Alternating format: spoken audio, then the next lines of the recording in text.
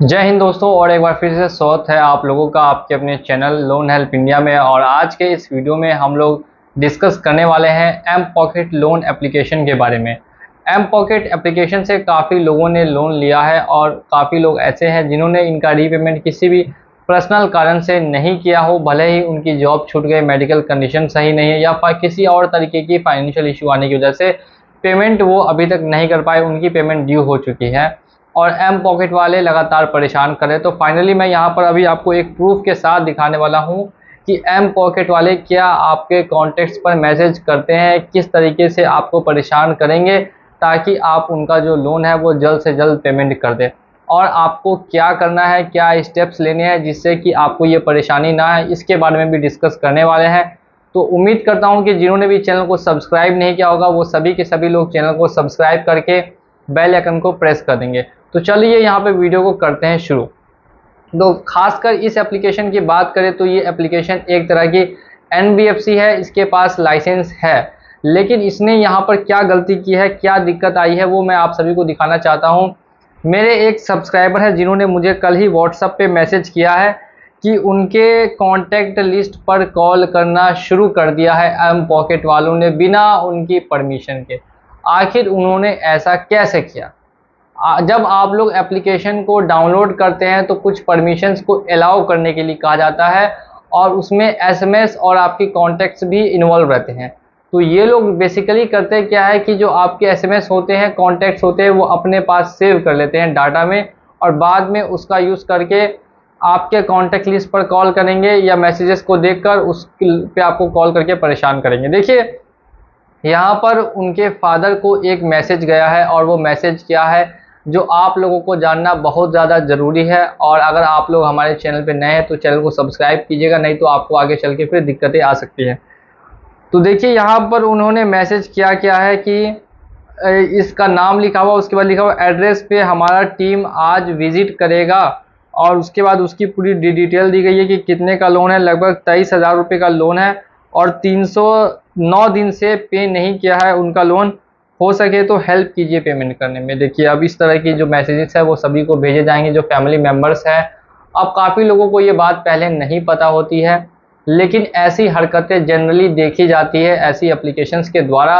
और मैं ऐसी एप्लीकेशंस को बोलना चाहूँगा कि आप ब्रीच ऑफ प्राइवेसी यानी किसी की भी प्राइवेसी को तोड़ने की कोशिश ना करें जिससे कि आपको फ्यूचर में चल के दिक्कत हो सके। ये एप्लीकेशंस वाले जो कर रहे हैं ये बिल्कुल भी इंडिया के अंदर में लीगल नहीं है। किसी के भी प्राइवेसी में घुसना किसी भी एप्लीकेशन के लिए सही नहीं माना जाता है। तो अगर आपने किसी भी एप्लीकेशन खास करके एम पॉकेट से लोन लिया है तो मुझे लग रहा है कि आपकी जो एज होगी वो 20 से 30 के बीच में ही होगी, क्योंकि ये एप्लीकेशन खासकर उन्हीं लोगों को लोन देती है जो या तो स्टूडेंट्स है या तो फिर वर्किंग है। और आपने अगर इससे 10,000 20,000 तक का लोन ही मिलेगा, इससे ज़्यादा का लोन काफ़ी कम लोगों को मिलता है। तो अगर इतना लोन है तो फिर आप कोशिश करें कि उनसे टाइम ले। लेकिन ये एप्लीकेशन क्या करती है, लोगों पे बोझ बनाती है। एक तो कम अमाउंट का लोन देगी, ऊपर से उस अमाउंट को 10 गुना तक बढ़ा देगी। अगर 5,000 का लोन है तो उसको 50,000 ले जाएगी, 10,000 का है तो 60,000 70,000।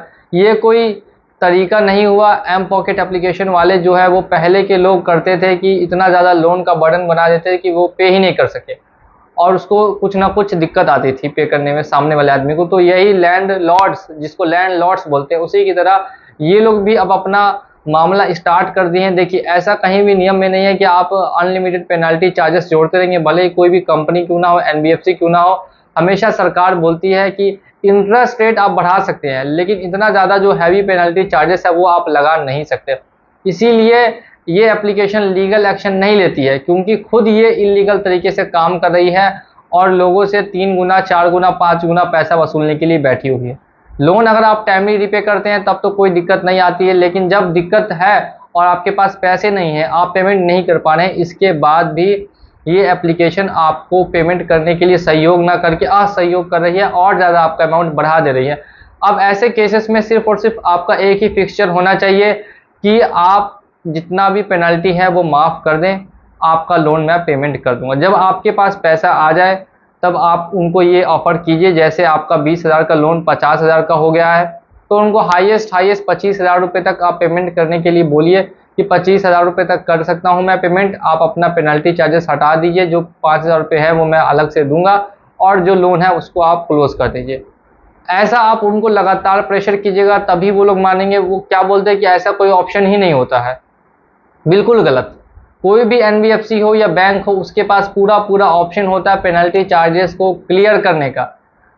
ये एकदम जो ये लोग अपने से नियम नए नए कानून बना रहे हैं, आरबीआई के रूल्स को फॉलो नहीं कर रहे, तो ये बहुत ही गलत हो रहा है और ऐसा नहीं होना चाहिए। तो एम पॉकेट एप्लीकेशन वालों से भी मैं उम्मीद करता हूं कि वो लोगों की इस समस्याओं को ज़रूर से ज़रूर समझेंगे। जिनके पास पैसे नहीं है उनका कम से कम पेनल्टी चार्जेस माफ़ कर दे और उसके बाद उनको पेमेंट करने का ऑप्शन प्रोवाइड करे। और जिन्होंने इनसे लोन लिया है और उनको लग रहा है कि उनके कॉन्टैक्ट्स पर मैसेज जा सकता है या जाएगा, तो उनके लिए मैं एक जानकारी देना चाहूँगा कि आप एम पॉकेट को एक ऑफिशियल मेल अपनी तरफ से अगर कर देते हैं कि इतने इतने टाइम तक आपको पेमेंट करने में दिक्कत आ रही है, आपकी फाइनेंशियल सिचुएशन ठीक नहीं है, भले ही आपकी जॉब लॉस हो गई है, हेल्थ का इशू आ रहा है, तो आप पहले से ही उनको एक ऑफिशियल मेल डाल दें और बोले कि इस बीच में प्लीज़ मेरे कॉन्टैक्ट्स को या किसी और को परेशान ना करें। अगर परेशान किया जाता है तो फिर आपके द्वारा एक भी रुपया पेमेंट नहीं किया जाएगा। आप उनको डायरेक्टली लिख के ये मैसेज सेंड कर दें। अगर वो आपको इस बीच आपके कॉन्टैक्ट्स को परेशान करते हैं बिना आपकी परमिशन के, तो आप उनका एक भी रुपया फिर पेमेंट नहीं कीजिए। बोलिए कि आपको जो करना है करें, मैं आपका पैसा पेमेंट नहीं करूंगा। आपने मेरे कॉन्टैक्ट्स को परेशान करके इलीगल काम किया, तो मैं भी अब आपका पैसा नहीं देके इलीगल काम करूंगा। जब सामने वाला बंदा ही इलीगल हो जाएगा तो फिर आप लीगल होके क्या कर सकते हैं।